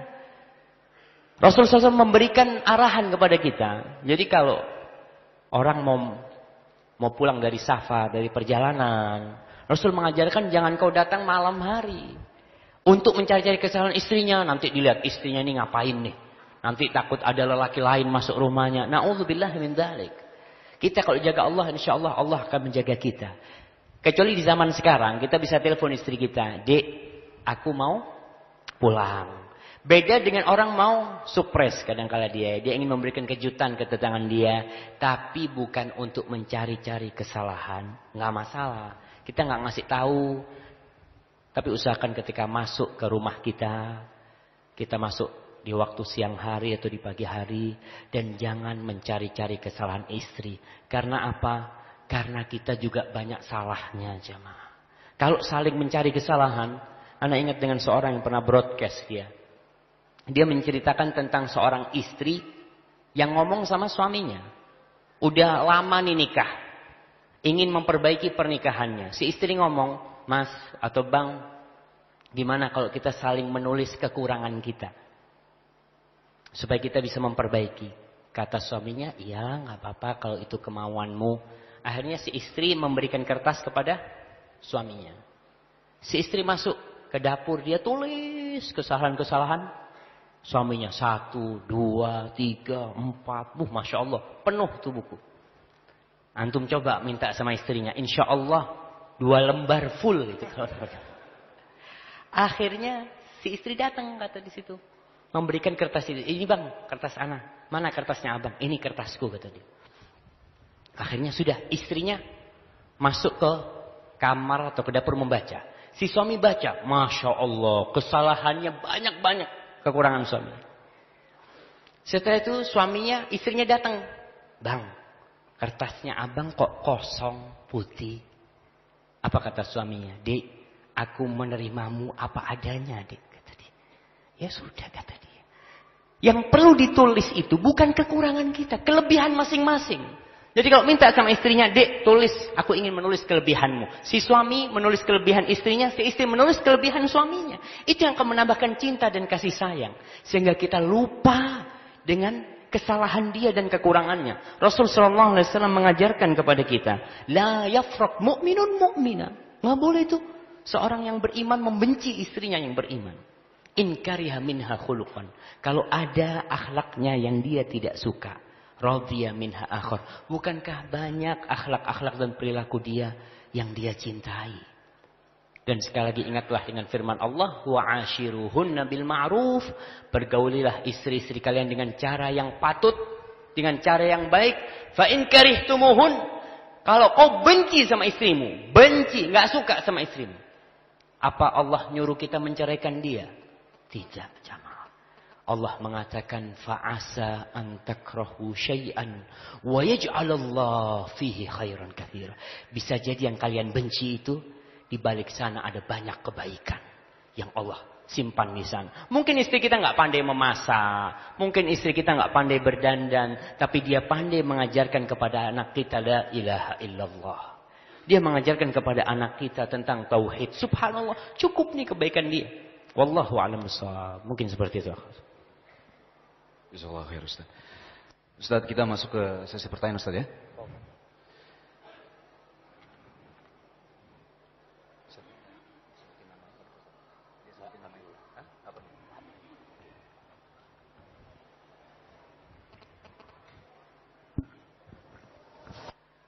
Assalamualaikum. Di sini disebutkan namanya dan saudara kita ini menulis, saya ingin berubah di samping proses berubah. Saya ingin memiliki istri yang bisa bantu saya dan mendukung saya dalam proses berubah. Pertanyaan sebenarnya simpel, Ustaz. Bagaimana cara mencari istri yang soleha?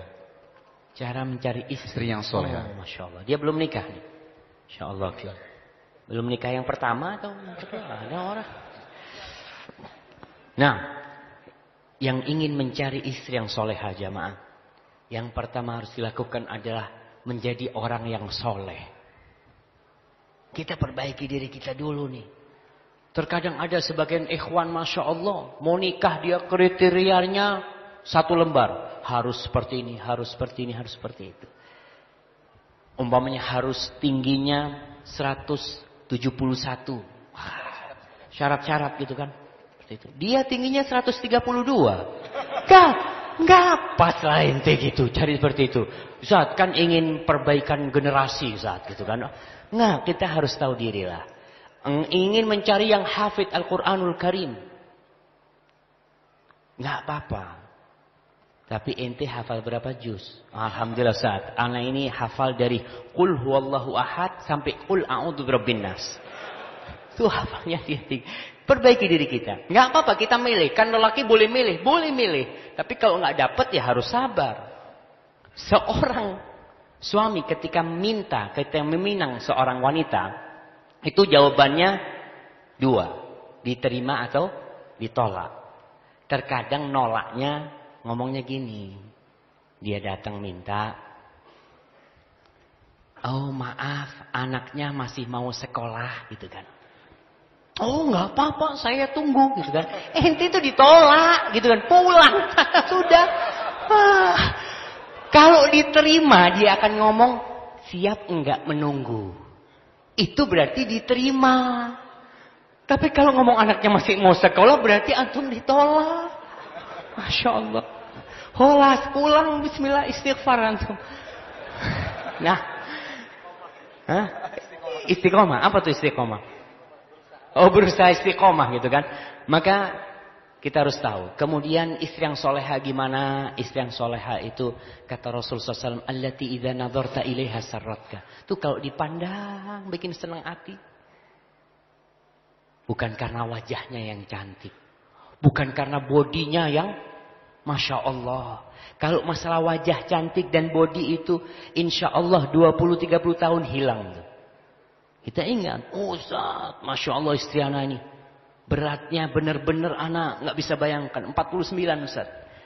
49. Dengan tinggi 160 gitu kan. Insya Allah. 2 tahun 94. 94 tuh. Itu bisa berubah. Kalau yang dicari sekedar fisik. Berubah. Maka Rasulullah SAW mengajarkan kepada kita yang dipandang itu bukan cuma fisiknya. Tapi agamanya. Ada orang yang menikah karena kecantikannya. Karena kekayaannya. Karena faktor nasabnya. Yang keempat karena agamanya. Kalau ingin berbahagia kata Nabi SAW. Fadfar bidzatiddin taribat yadak. Ingin selamat, carilah istri yang agamanya baik. Yang setiap kau memandang dia, cinta itu akan semakin tumbuh jamaah. Jadikan istrimu cantik karena cinta. Bukan cinta karena cantik jamaah. Barakallahu fiikum. Sedikit tambahan tentang syarat Ustaz ya. Jadi kalau misal ditulis, jadi dia mau menikah, dia menulis syarat-syaratnya gitu kan, yang ikhwannya. Terus tulis salah satunya, boleh nggak menulis syaratnya salah satunya, kalau istrinya nanti bersedia di poligami itu. Masya Allah. Enggak, kalau ada tulisan kayak gitu gimana Ustaz? Nah, itu dulu nggak ada syarat tapi waktu nikah nggak ada syarat itu kan. Enggak. Jadi, iya, itu mau. Sebenarnya poligami itu halal jamaah. Nggak perlu ditulis di persyaratan itu. Dan antum belum tentu bisa poligami. Bisa jadi antum istri satu itu sampai mati. Masya Allah. Dan bisa jadi antum mati duluan sebelum istrinya. Dan terjadi. Jadi tidak perlu persyaratan itu sebenarnya. Karena wanita itu berat untuk dipoligami. Tapi insya Allah kalau kita mendidik dia dengan cara yang baik. Dan ingat urusan poligami ini. Urusan yang bikin ibu-ibu tuh. Minum 2 kali sekarang dia gitu. Kalau mau poligami, ingat poligami itu sunnah. Tapi adil itu wajib. Poligaminya sunnah. Kalau antum berpoligami tapi tidak adil, na'udzubillah, ancamannya neraka jemaah. Jangan mau bersenang-senang 60, 70 tahun. Terkadang orang cerita poligami ini cerita enaknya doang. Oh Ustaz, tiap malam anak ronda. Seperti itu. Bukan masalah rondanya. Nanti kira-kira di kiamat tuh jatuh enggak? Miring enggak kita jalan tuh? Dilihat semua manusia. Di dunia mungkin dia mengatakan aku adil, aku bisa berbuat adil. Tapi Allah yang tahu kita adil enggak sama istri kita. Maka hati-hati yang mau poligami. Bacalah buku tentang poligami. Yang kedua bacalah buku tentang akhirat. Karena ingat kalau mau istri-istri yang soleha, yang baik-baik tuh nanti di surga. Asalkan kita bisa berbuat adil, insya Allah kita akan mendapatkan tuh perempuan-perempuan yang soleha, bidadari-bidadari. Jadi persyaratan itu mungkin boleh-boleh aja, tapi nggak perlu dipersyaratkan karena itu bukan sesuatu yang haram ya. Yang syarat ini seperti ini umpamanya. Terkadang syaratnya itu aku mau menikah dengan engkau, syaratnya kau harus ikut aku ke rumah. Kan kadang ada perempuan yang mengatakan, aku mau nikah tapi aku tetap di rumahku. Aku nggak mau ikut suami karena ibuku sendirian. Itu syarat yang boleh. Karena memang itu kan urusan maslahat gitu ya. Wallahu a'lam bishawab. Ini sebenarnya agak sedikit nyambung Ustaz tadi tentang yang syarat tadi. Jadi, Assalamualaikum Ustaz. Saya pernah mendengar di antara hak istri adalah berhak meminta tempat tinggal. Atau memutuskan ia ingin tinggal bersama dengan mertua atau terpisah. Suami saya meminta untuk tinggal bersama mertua. Namun saya keberatan karena di rumah mertua sudah tinggal kakak ipar saya beserta suaminya dan saya merasa risih. Terkadang suami mengatakan kalau saya tidak menurut berarti tidak patuh pada suami. Tapi saya merasa hal itu memaksa kehendak suami. Jadi saya harus bagaimana Ustadz? Selama ini kami tinggal di rumah ortu saya karena rumah itu kosong. Kan sayang kalau nggak diisi. Jazakallah khair. Kenapa terakhir? Kan sayang kalau nggak diisi rumahnya. Sekarang jadi selama ini mereka tinggal di rumah ortunya istri. Oh, si istri. Istri. Karena rumahnya kosong, sayang kalau nggak diisi Ustaz. Tapi suaminya mau mengajak istri untuk tinggal di rumah orang tuanya suami. Orang tuanya. Naam, sahih. Ya berkaitan dengan hak rumah ya. Allah SWT mengatakan askinuhunna min haitsu sakantum min wujudikum wala tudarruhunna. Tempatkan istri-istri kalian itu di tempat tinggal yang sesuai dengan kemampuan kalian dan jangan kalian membahayakan mereka. Bagaimana membahayakan istri itu? Salah satunya mengumpulkan istri dengan madunya. Salah satunya mengumpulkan istri dengan mertuanya. Kenapa? Orang tua kita. Saya nih umpamanya kalau bawa istri ke rumah ana. Kecintaan istri sama ana tidak seperti kecintaan ibu ana kepada ana. Nggak sama. Kadang-kala kan nama ibu ana ngelihat istri ana mungkin telat bangunnya akan dimarahin gitu kan ya. Seperti itu. Kau itu gimana jadi istri? Yang benar jadi istri. Mulai keributan-keributan itu. Masak. Mungkin si istri baru belajar masak. Agak asin sedikit. Udah kau nggak usah masak. Biar ibu yang masak. Itu mulai keributan di rumah itu. Maka dianjurkan memang. Istri itu punya hak untuk tinggal berpisah dengan mertua. Dan kalau kita punya orang tua yang sudah sepuh. Paling nggak tinggal di sebelahnya. Jadi dapurnya itu sendirian. Pintu masuknya sendirian. Kan kita dianjurkan romantis menyambut suami kita pakai baju yang menggoda. Kalau kumpul sama mertua, masa mau pakai baju-baju seksi? Nggak mungkin. Mau makan ya, umpamanya sunnahnya tuh kalau makan suruh jilatin tangan ya. Kita lagi makan bertiga, ana, ibu ana sama istri mas ana. Masa istri ana mau jilatin tangan ana di depan ibu? Itu mah yang benar tuh. Berarti itu kan. Jadi ada hal-hal yang tidak bisa dilakukan ketika dia berkumpul. Maka berusahalah kalau tadi dia sudah memiliki rumah dan rumahnya kosong dan suaminya mau pindah ke rumah orang tuanya, dilihat kenapa dia mau pindah. Mungkin ibunya sendirian, sedangkan suami punya kewajiban berbakti. Taatlah kepada suami, turuti dia karena suami adalah surga dan neraka seorang istri. Kalau memang nggak mau dikumpulkan, bilang sama suami, mas, jangan dikumpulkan aku mas, sewakan yang deket situ mas, yang kumpul gitu walaupun ngontrak, supaya tiap hari bisa kalau ibu ada apa-apa kita bisa mengontrol ibu. Wallahu a'lam bishawab. Terima kasih Ustaz. Ada satu pertanyaan. Saya ingin bertanya, apa pandangan Islam kalau suami mengajak rujuk kembali setelah pisah 2 tahun tanpa bercerai sah dalam hukum, tanpa memberi nafkah lahir batin dalam perpisahannya? Iya, berkaitan dengan rujuk kembali dengan suami setelah pisah 2 tahun, tapi belum cerai. Belum, tapi cerai sesuai dengan syariat mungkin sudah. Mungkin dia sudah menceraikan istrinya. Nah, iya, kalau sudah bercerai, istri itu punya hak nafkah rumah dan makanan ketika masa iddahnya saja. Ketika keluar masa iddah, istri sudah tidak berhak lagi tinggal di rumahnya suami. Istri keluar dari rumahnya suami. Tapi kayaknya ini keributan, suaminya kabur mungkin, meninggalkan istrinya. Dia tidak memberikan nafkah.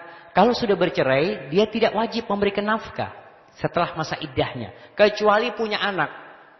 Jadi suami ini bagaimanapun bapak-bapak nih, terkadang seorang itu mau menikah dengan janda, kalau bawa anak bingung. Aduh Ustaz, anak makan sendiri susah. Kalau udah punya anak ini kan susah juga gitu. Itu anak kewajibannya siapa? Kewajiban bapaknya.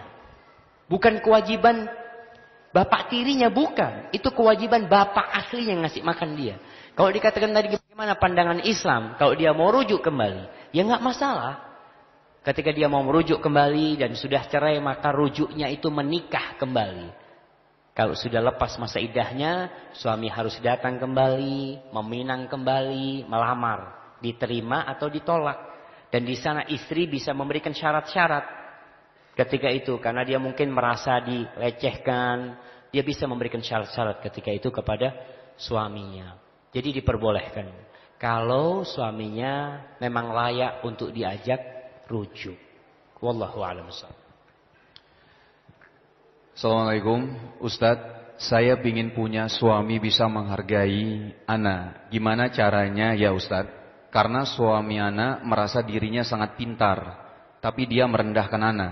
Apalagi kalau lagi ribut, tidak ada kebaikan yang ana dapatkan. Masya Allah.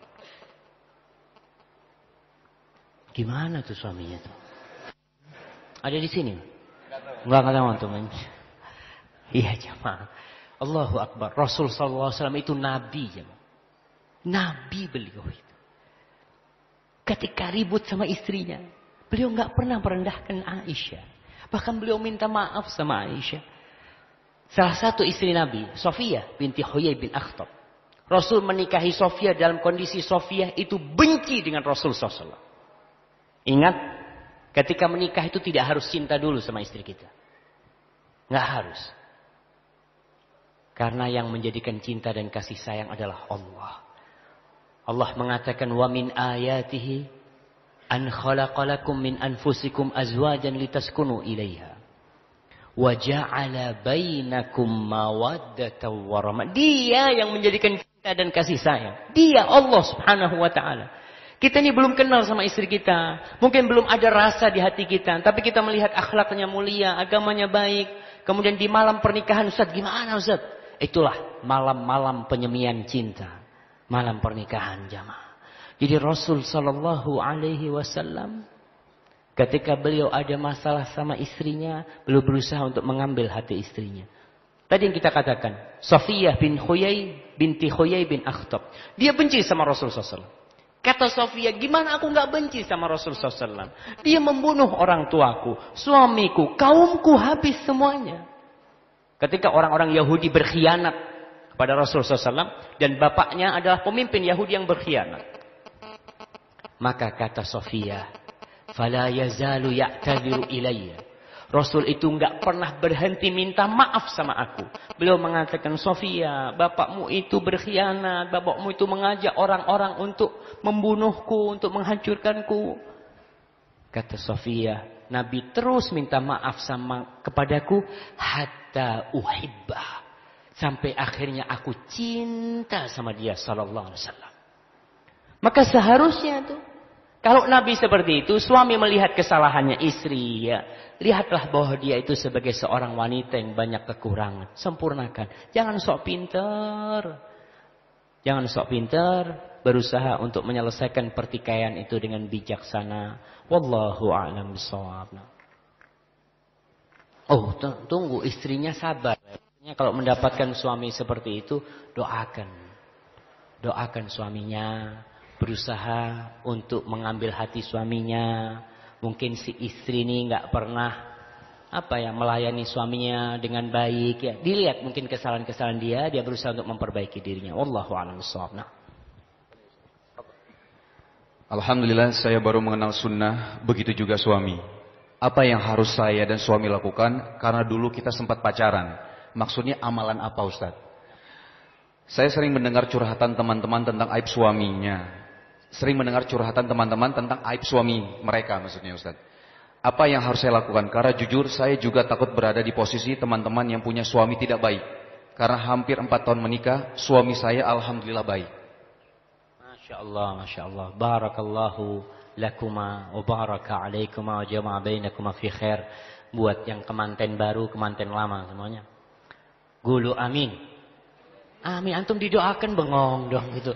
Antum bilang amin susah banget. Nah. Ini pertanyaan yang bagus sekali. Karena banyak di antara kita yang menikah dengan pacaran. Dia nggak tahu dengan hukum. Dia jauh dengan agama Allah. Ketika dia sudah menikah, terkadang orang itu tidak pernah bertobat atas dosa yang dia lakukan. Karena dia merasa nggak masalah. Maka ingat dulu itu dosa. Dan bagaimana kita menghadapi dosa kita? Bertobat kepada Allah Subhanahu wa taala. Kita menyesali perbuatan kita. Kita berusaha, nggak perlu cerita-cerita, oh dulu waktu pacaran kita nih, itu nggak perlu. Udah ditutup tuh. Beristighfar kepada Allah, bertaubat taubatan nasuha, insyaallah Allah mengampuni dosa-dosa kita. Lalu pertanyaan kedua berkaitan dengan curhatan para istri. Ibu-ibu ingat ya, jangan suka menyebarkan aib suaminya. Kecuali untuk minta pendapat. Kita ini ada masalah. Pernah datang kepada Rasulullah SAW seorang wanita melaporkan suaminya. Boleh. Kita curhat Rasul, suami itu kayak gini. Sekarang nih, kalau curhat sama siapa? Sama orang yang alim. Umumnya kita punya teman, kita lihat dia lebih berilmu dari kita. Mau ngomong sama ustadz malu. Tapi ngomonglah sama seorang yang lebih berilmu, yang tadi dikatakan yang rumah tangganya alhamdulillah harmonis. Mungkin dia bisa memberikan solusi-solusi. Maka berusahalah kalau mendengarkan curhatan seperti itu, jangan mengompori. Karena kalau ada orang curhat, ya udah kok masih banyak lelaki lain, udah gugat cerai aja. Nah, ini bahaya yang seperti itu. Maka carilah tempat curhat yang baik, jangan curhat di Facebook. Jangan curhat di status. Na'udzubillah, jangan. Tapi curhatlah kepada orang yang benar-benar memahami agama Allah SWT ini. Wallahu a'lam bishawab. Nah, kita mah sampai jam berapa nih? Hah? Anda lihat jamaahnya sudah ngantuk-ngantuk gitu kan? Siap. Nah,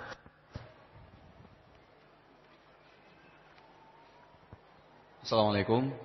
Ustadz, kita kan harus bersabar terhadap istri kita. Harus memberikan perhatian dan kasih sayang terhadap istri kita. Tapi masalahnya ketika istri kita itu mengalami kelelahan, malam-malam kita minta berhubungan dia tidak mau, itu bagaimana Ustadz? Kan itu dosa besar. ini yang tanya suami apa istri nih? Suami. Yang Suami bertanya yang menulis. suami. Yang menulis. Masya Allah. Yang bertanya suami kan? Iya. Istrinya nggak mau. Subhanallah jamaah. Subhanallah. Antum harus melihat dia. Memang istri itu dilaknat. Kalau diajak suaminya dia nolak. Tapi kalau dia nggak ada halangan.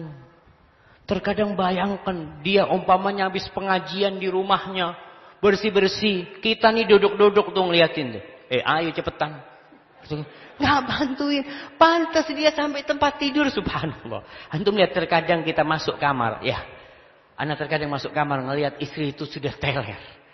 Anak ya Allah. Kenapa capek pekerjaannya jamaah. Mungkin orang yang punya pembantu dia merasa nyaman. Tapi ada orang-orang yang semua dikerjain sendiri. Nggak pernah selesai dia kerja. Pagi-pagi ngurusin anaknya sekolah. Sudah dimandiin semua, dirapiin, udah berangkat sekolah, dia bersih-bersih rumah, belum selesai masak, anaknya sudah pulang sekolah. Udah ngurusin si anak, bikinin susu, macem-macem. Setelah selesai semuanya, suaminya datang. Kalau suami mau sama istrinya, dalam kondisi istrinya capek, maka berusaha untuk mengambil hatinya. Jadi istri capek, ya dek kau capek dek, ayo tidur kau, aku pijet kau. Insya Allah. Dipijetin kalau dia capek. Nanti insya Allah akan terjadi apa yang Allah kehendaki. Insya Allah. Nah, barakallah. Ustadz, saya tinggal dengan ibu mertua. Bolehkah saya merasa cemburu? Jika anak sakit atau meminta tolong sesuatu, suami lama menanggapi. Tapi jika ibunya yang meminta, suami langsung mengerjakan. Syukran Ustadz. Nah, Masya Allah. Jadi cemburunya wanita itu kebanyakan didasari iri dan dengki. Kalau dia itu lebih mengutamakan ibunya, pantes. Kenapa? Karena ibundanya yang melahirkan dia. Kalau mungkin istri sakit, nggak seperti ibundanya. Maka seorang istri ketika menghadapi suaminya seperti itu, dia berusaha untuk bersabar. Dan dia mengatakan, Bang, semoga abang dikasih hidayah sama Allah SWT. Dikasih petunjuk dan dimasukkan surga karena kebaktian abang. Dan mengharaplah anak kita seperti suami kita nantinya. Anak kita nanti seperti suami kita. Ketika istri ini sudah menjadi ibu, menjadi nenek ya. Kita mengharap anak kita lebih perhatian dengan kita daripada istrinya. Dan itu seharusnya seperti itu memang. Jadi bersabarlah. Tapi suami berusaha untuk jangan sampai terlalu kesenjangannya terlalu jauh. Jangan. Berusaha untuk mengambil istrinya. Karena istri punya hak yang besar juga. Apalagi dia sakit ya. Berusahalah untuk cepat menanggapi dia. Wallahu a'lam bishawab.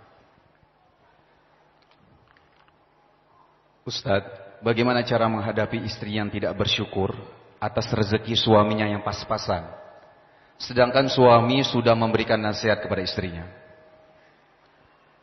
Masya Allah. Apa dia salah milih istri gitu kan?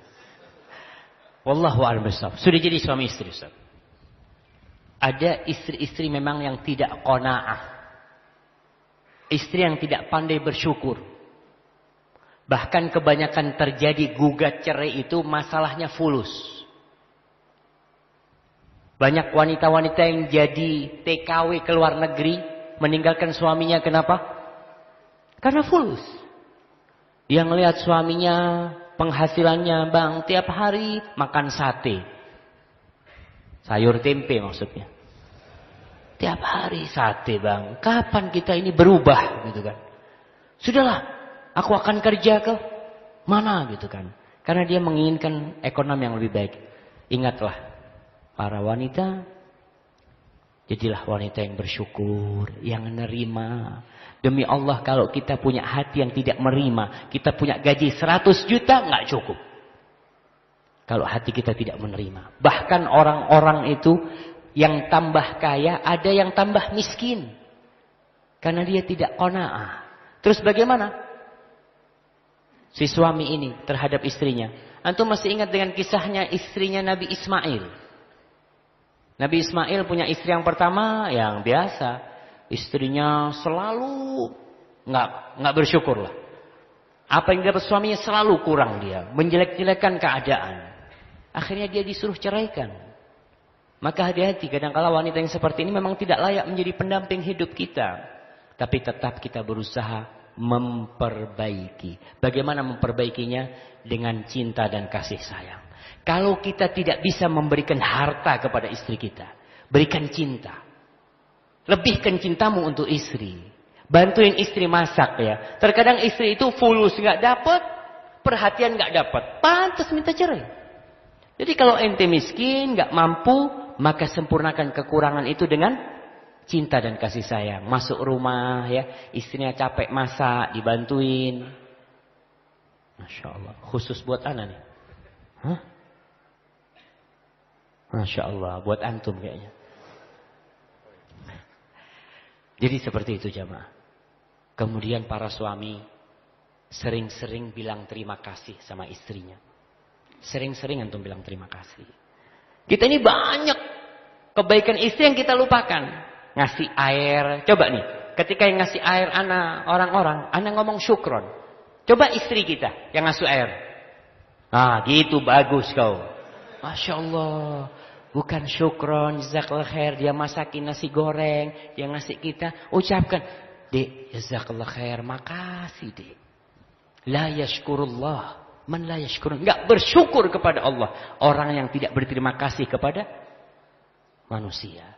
Dan orang yang paling banyak berbuat baik kepada kita nih istri kita. Kita lihat malam hari ya, anak-anak udah pada tidur ya. Kita kecup istri kita. Dek, makasih banyak deh ya. Anak-anak udah bisa ngaji sekarang. Masya Allah. Berikan hadiah kepada istrinya. Bikinkan sertifikat buat istrinya. Bikinkan sertifikat, taruh di piagam, di pigora. Katakan, untuk istriku yang telah mendidik anak-anakku. Tanda tangan di situ. Insya Allah. Ya maaf, benar ini. Antum jangan ketawa. Wallahu a'lam bishawab. Dua lagi boleh ya? Dua, boleh lah, nggak apa-apa lah. Nah, Sebenarnya masih banyak sekali Ustaz. itu yang banyak nanti tanyakan ke Ustadz selanjutnya jamaah. Insyaallah. Assalamualaikum Ustaz. Adakah forum yang mewadahi ta'aruf sehingga mempermudah para akhwat dalam mendapatkan jodohnya? Sampai saat ini ana belum dapat forum tersebut untuk mempermudah khususnya ana dan akhwat-akhwat lain yang belum menikah. Insyaallah. Gimana? Antum siap? Siap kita bikin forum? Insyaallah. Siap semua di sini. Ya, kepada para akhwat, insyaallah ikhwan semua di sini juga cari itu forum tuh. Sama sebenarnya. Gimana caranya? Ya mudah-mudahan, kalau nggak salah beberapa waktu yang lalu Ustaz Firanda pernah memunculkan ide itu supaya akhwat-akhwat ini bisa nikah lah. Kesian sebagian akhwat itu kan ketika udah ngaji nggak ada yang kenal dia, nggak ada yang tahu dia. Maka perlu ada orang-orang yang menawarkan akhwat-akhwat ini. Subhanallah, Anda bertemu dengan seorang ibu nih ikhwan-ikhwan yang mau nikah di Singapura. Ibu dia dari Singapura. Dia ngomong, Ustaz, anak punya anak perempuan 3 Ustaz. Masya Allah.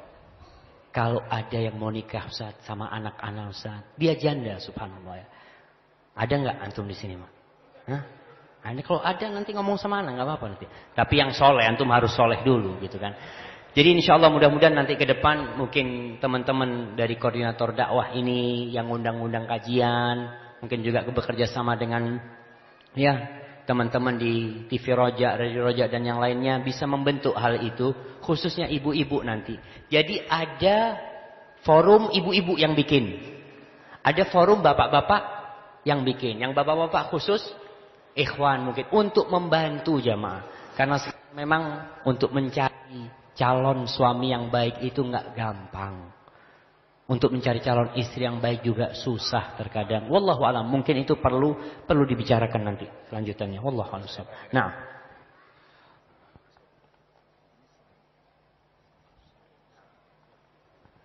Assalamualaikum. Semoga Allah merahmati Ustadz. Ustadz, bagaimana halnya dengan suami yang kerap menjatuhkan talak lalu kemudian merujuk kembali istrinya? Begitu sering sehingga tidak terhitung lagi berapa kali hal tersebut terjadi. Bulan November lalu dia mentalak lagi istrinya dengan talak yang sorry, dalam keadaan sadar, tidak sedang marah. Tapi 3 hari kemudian dia rujuknya lagi. Lalu bulan Desember kembali melakukan hal yang sama. Tapi kali ini istri sudah tidak mau dirujuk lagi, disebabkan takut apakah rumah tangganya masih halal atau tidak halal lagi untuk dijalani. Mohon penjelasannya Ustadz, bagaimana hukum dari masalah ini dan sikap atau tindakan apa yang terbaik bagi sang istri dalam mengambil keputusan, dan ini termasuk talak yang keberapa? Maksudnya? Yang keberapa? Nah, kedua atau ketiga? Nah, subhanallah jamaah, antum kalau baru nikah, yang pertama antum hapus dari kamus antum talak, dihapus tuh. Jangan ada tuh. Jadi di memori sudah dihapus talak itu. Kenapa? Ada sebagian orang setiap ada masalah sama istrinya, entar aku ceraikan kau. Untuk nakut-nakutin istrinya, entar anak talak nanti. Jangan. Istri itu butuh cinta dan kasih sayang. Terus bagaimana dengan kondisi suami yang seperti ini, yang sering menjatuhkan talak? Allah Jalla Jalaluhu mengatakan, at-talaqu marratan, fa imsakun bima'ruf au tasrihum biihsan. Tolak itu cuma 2 kali. Artinya 2 kali, kita menceraikan sekarang, ini dihitung 1 kali, rujuk. Kemudian kita ngomong tolak lagi, 2 kali sudah. Rujuk, ingat, kau hanya punya hak 1 kali lagi. Kalau kau menceraikan lagi, udah gak bisa rujuk. Hatta tankiha zaujan ghairah, sampai istri kita menikah dengan lelaki lain. Jadi, tadi disebutkan itu mungkin sudah talak kedua, ya. Jadi kalau masih talak kedua masih boleh rujuk. Tapi kalau sudah lebih dari itu, udah gak boleh rujuk kembali. Harus nikah dulu dia. Beneran, bukan nikah main-main. Karena ada fasilitator untuk menikah main-main. Nanti abis nikah diceraikan supaya bisa dinikahi oleh istrinya. Maka hati-hati jamaah. Orang yang mau menikah itu harus punya ilmunya menikah. Dia tahu hukum talak. Kapan dia mengatakan talak, kapan jatuh talak. Wallahu a'lam bishawab. Kalau yang ana sampaikan benar itu dari Allah Subhanahu wa taala. Kalau ada yang salah dari diri ana sendiri, Allah dan Rasulnya terbebaskan dari kesalahan itu. Baik, syukur. Jazakallahu khair Ustaz. Alhamdulillah, saya sedikit menyimpulkan tadi dari kajian yang antum sampaikan Ustaz, tentang temanya aku akan berubah. Tadi yang awal-awal antum sampaikan, bagaimana sih kita ingin berubah? Yang pertama harus ada ilmunya. Kita harus mencari ilmu tersebut.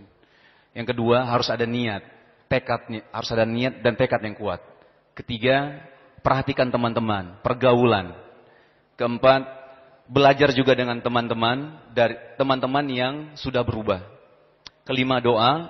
Dan yang terakhir, harus sering-sering nge-charge isi diri kita sendiri dengan datang ke kajian-kajian ilmu. Dan satu hal lagi, seorang suami memang adalah seorang pemimpin. Tapi bukanlah pemimpin yang hanya mengatur, menyuruh, memerintahkan istrinya. Tapi seorang suami layak dikatakan sebagai seorang pemimpin ketika ia bisa melindungi, mengayomi, memberikan yang terbaik untuk istrinya. Dan bersikap romantis kepada istrinya. Terkadang perhatian dan romantisme itu lebih mahal daripada materi dan harta. Tapi tetap jangan sampai kita melupakan kewajiban kita sebagai seorang suami untuk menafkahi istri dan keluarga kita. Baik, alhamdulillah. Sekali lagi Ustaz, terima kasih. Usai sudah kajian kita hari ini dan diharapkan kepada saudara-saudariku diperhatikan jangan sampai jaga kebersihan ya, jaga kebersihan, jangan sampai ada sampah-sampah yang berserakan. Kalau ada, sama-samalah kita saling membantu untuk menaruh sampah di tempatnya. Sekali lagi terima kasih. Mohon maaf kalau ada salah-salah kata itu datangnya dari saya dan kalau benar datangnya hanya dari Allah Subhanahu wa taala. Terima kasih. Wassalamualaikum warahmatullahi wabarakatuh.